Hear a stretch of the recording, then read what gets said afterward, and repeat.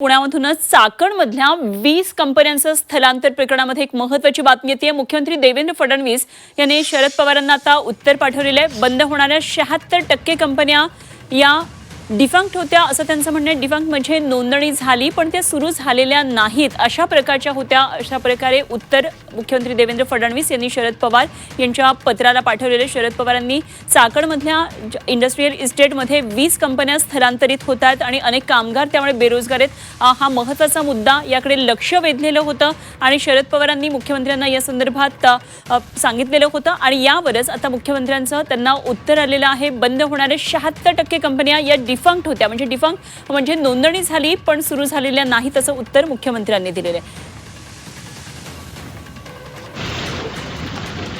तर गेल्या काही दिवसांपासून चाकण MIDC मधला अत्यंत गंभीर काही प्रश्न आता उपस्थित होत आहेत। काही संचालकांनी या संदर्भात पत्रकार परिषद घेऊन त्यांच्या व्यथा मांडलेल्या होत्या। सर्वच या संदर्भात मोठमोठ्या नेत्यांनी प्रतिक्रिया दिल्या होत्या। शरद पवारांनी सुद्धा या गोष्टीकडे लक्ष वेधलं होतं आणि आता मुख्यमंत्र्यांनी शरद पवारांनाच उत्तर दिलेलं आहे। आमचे प्रतिनिधी ओम देशमुख सध्या आपल्याबरोबर जोडले गेले, जाणून घेऊया ओमकडून काय नेमकं मुख्यमंत्र्यांनी उत्तर दिलेलं आहे। ओम, बंद होणाऱ्या 76% कंपन्या डिफंक्ट होत्या असं उत्तर मुख्यमंत्र्यांनी शरद पवारांना दिलं आहे। निश्चितच खरं तर पुन्हा एकदा शरद पवार विरुद्ध देवेंद्र फडणवीस हा एक कोल्ड वॉर या निमित्तानं आपल्याला पाहायला मिळते। चाकण मधल्या MIDC मधल्या कंपन्या ज्या पद्धतीनं बंद होण्यात असा आरोप विरोधकांकडून करण्यात आला। शरद पवारांनी या संदर्भात ट्विट केलं आणि खरं तर काही हजारोंच्या संख्येनं कंपन्या बंद पडत असल्याचं पवारांनी ट्विटमध्ये म्हटलं होतं। याचा संदर्भ घेत मुख्यमंत्र्यांनी आज थेट शरद पवारांना ट्विटरच्या माध्यमातून उत्तर दिले।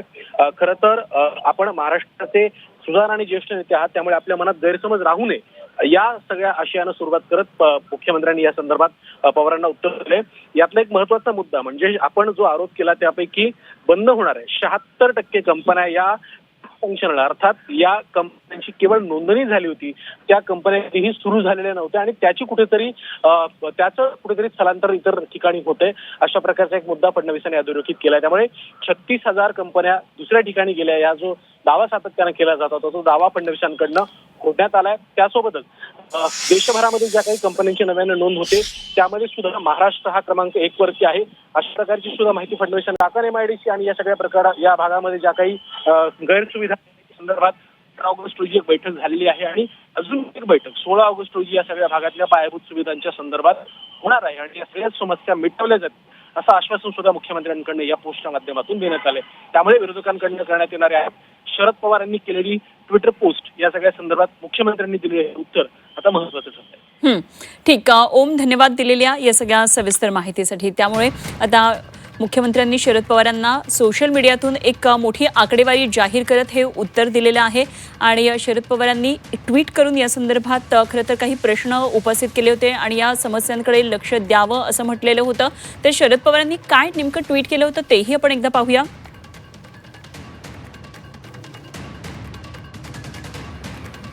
तर सोशल मीडियामधूनच शरद पवारांनी हा प्रश्न विचारला होता आणि त्याला सोशल मीडियातूनच उत्तर मिळालेलं। शरद पवार यांनी म्हटलेलं होतं, चाकण औद्योगिक वसाहतीतील तब्बल 20 कंपन्यांनी वाहतूक कोंडी, प्रदूषण, पाणी, वीज आणि रस्त्यांच्या समस्यांमुळे स्थलांतर करण्याचा निर्णय घेतल्याची बाब अत्यंत गंभीर आहे। या कंपन्यांमध्ये सुमारे 2000हून अधिक कामगार कार्यरत आहेत।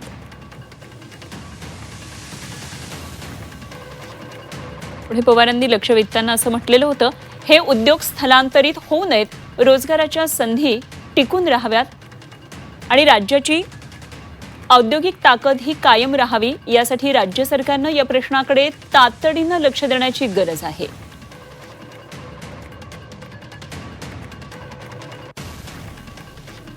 गेल्या 5 वर्षांमध्ये महाराष्ट्रातील तब्बल 36,211 खासगी कंपन्या बंद झाल्या।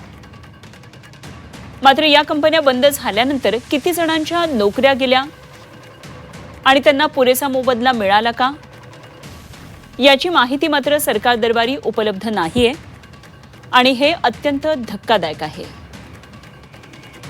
शरद पवारांनी या निमित्तानं बेरोजगारीचा सुद्धा प्रश्न उपस्थित केला आणि ते पुढे म्हणतात की महाराष्ट्र नेहमीच उद्योगस्नेही राज्य राहिलेलं आहे, त्यामुळे पायाभूत सुविधांच्या अभावामुळे उद्योगांचं स्थलांतर होणं किंवा ते बंद होणं आपल्या राज्यासाठी भूषणावह निश्चितच नाही। आणि शरद पवारांनी हे ट्विट केलं आणि त्याला मुख्यमंत्री देवेंद्र फडणवीस यांनी ट्विट करत उत्तर दिलं आणि एक आकडेवारी सुद्धा त्यांनी त्यांच्या ट्विटच्या माध्यमातून दिली आणि ती म्हणजे 76% कंपन्या या डिफंक्ट कंपन्या म्हणजे डिसफंक्शनल आहेत, ज्या कधीच सुरू झालेल्या नाहीयेत. त्यामुळे या संदर्भातलं उत्तर सोशल मीडियावरच मुख्यमंत्री देवेंद्र फडणवीस यांनी दिलं.